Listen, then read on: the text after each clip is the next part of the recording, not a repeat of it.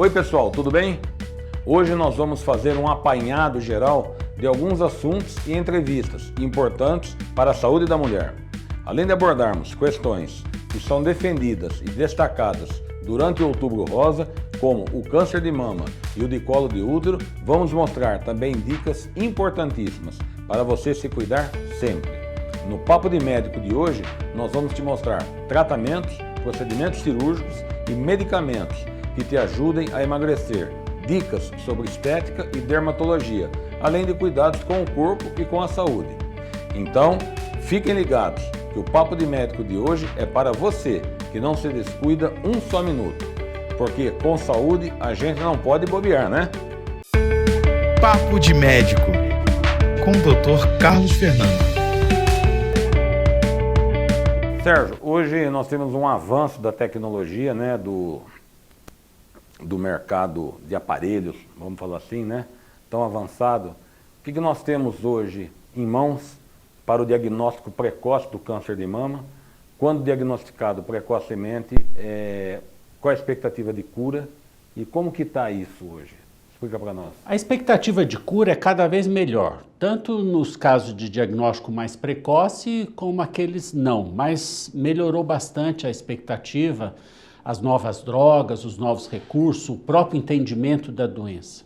E a tecnologia com certeza melhorou isso, desde as imagens de mamografia, né, até exames mais sofisticados, tipo a ressonância magnética, que fazem com que o diagnóstico seja cada vez mais precoce para aquelas mulheres que evidentemente têm um acesso mais liberal, né, mais amplo ao serviço de saúde. Tá. Vamos fazer uma sequência aqui, Sérgio. Hoje, quando que deve se começar a examinar as mamas, o autoexame, o quanto que ele vale a pena e quando que a gente já começa a pedir os exames, a mamografia, a ecografia. Hoje tem a ressonância de mama, né? Que tipo de lesão que nos preocupa, aonde que a gente vai dentro desse protocolo? O autoexame sempre é algo muito lembrado e muito útil, porque é o autocuidado, né? Aquilo que a mulher percebe, a partir daí, então, de alguma alteração, ela procura o serviço de saúde. Mas o mais importante, na realidade, é o exame clínico das mamas, as mulheres serem examinadas rotineiramente, particularmente nas consultas ginecológicas, e seguir a rotina de mamografia para as pacientes de risco normal, particularmente a partir dos 40 anos de idade. Ok. Sérgio, você sabe que a nossa audiência ela é mista, né? Nós temos colegas médicos nos assistindo, médicas e nosso público internauta, os mais variados. Vamos fazer uma coisinha bem rápida aqui. Como que faz o autoexame, Sérgio? O autoexame é autoconhecimento. Quando que ela palpa, né, essa mama? Que momento? Ela palpa preferencialmente quando as mamas dela estão menos inchadas, que é no período pós-menstrual, né? Menos inchadas, menos sensíveis, né? Então ela vai dedilhar a mama dela, né? E procurar alguma alteração nova. É um mapeamento da mama, aquilo que ela não sentia e ela passa a sentir, geralmente uma nudosidade.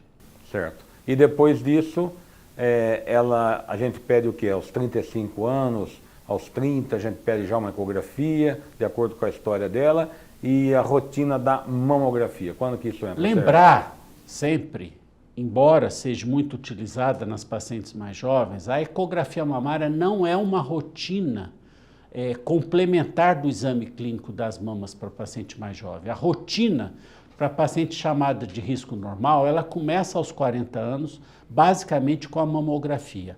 A ecografia é um exame importante de complementação de imagem da mama, em alguns casos na mama mais densa, né, na mama mais volumosa, quando se tem uma prótese e alguns outros casos. Mas o exame básico de avaliação da mama, a partir dos 40 anos de idade, é a mamografia. A paciente que tem na família casos de câncer de mama, muda a rotina dela? A princípio, sim. Essa mulher, determinado o risco dela aumentado, o risco individual baseado na história familiar e eventualmente em teste genético, ela vai ter uma necessidade de um tratamento diferenciado.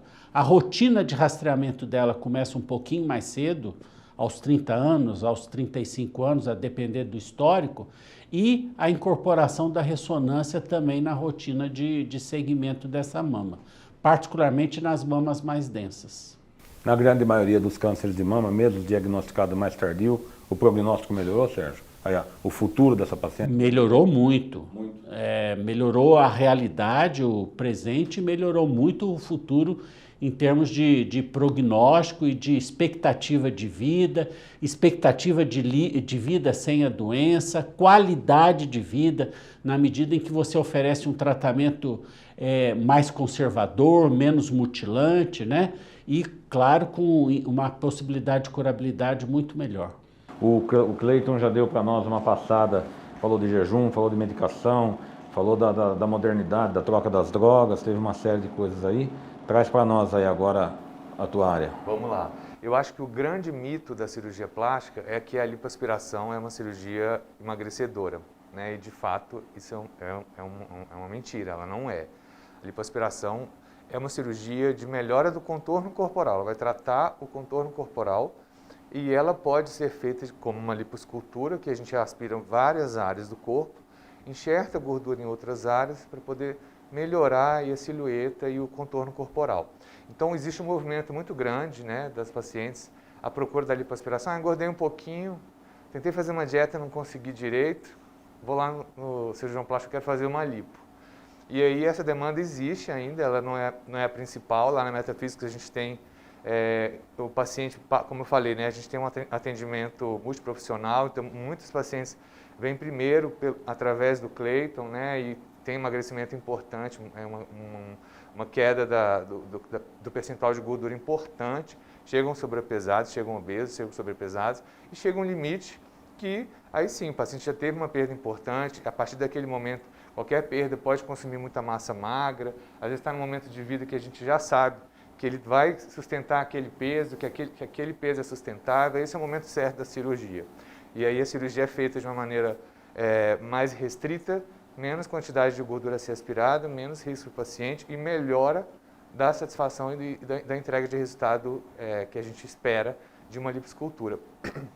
Então, é muito comum as pessoas usarem a lipoescultura como um amuleto, né, para poder, a lipoaspiração, para poder perder aquela gordura, mesmo que seja localizada. Não, doutor, mas a paciente está sobrepesada, mas eu quero aspirar só essa gordurinha aqui em volta comigo. Só essa arrumadinha aqui.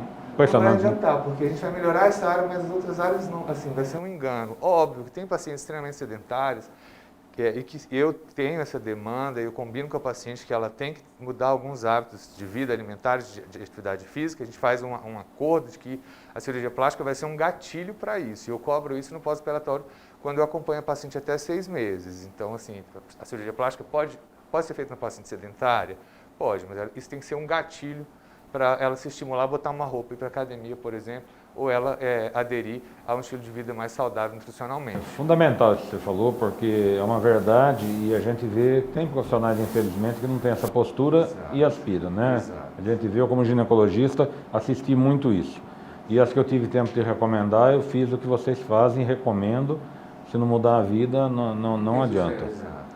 E depois desse paciente, quando você perde um peso importante, 15, 20 quilos, precisa dar uma remodeladinha, o que a cosmetria está trazendo hoje, o que você está fazendo? Fala para os nossos internautas aí. Vamos lá. Então, só para fechar ainda sobre cirurgia, né? Além da lipoaspiração, da lipoescultura, claro, a gente também pode fazer abdominoplastias em mulheres que tiveram uma ou mais gestações, né, que precisam fazer o tratamento da diástase, precisam fazer o tratamento do excesso de pele, da flacidez de pele. Explica a diástase para elas. A diástase, na verdade, é um afastamento de uma musculatura que a gente tem aqui na parte anterior da barriga, que chama reto abdominal, a gente chama de parede abdominal.